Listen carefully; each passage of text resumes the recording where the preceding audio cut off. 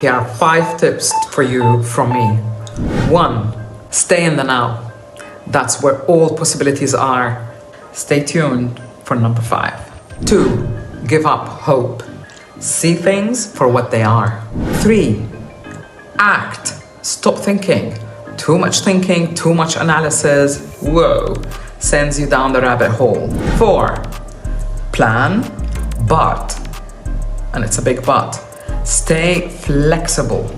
That way you build your resilience and you can maneuver yourself to act appropriately as the circumstances dictate. Here's my number 5 tip for the new year.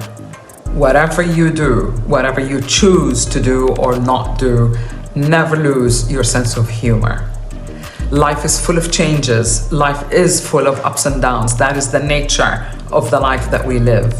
But if you're flexible, if you stay anchored in the now, then you will build your personal resilience to adjust your feelings, your thoughts, your behaviors, so that you can deal with your circumstances and adapt as they change.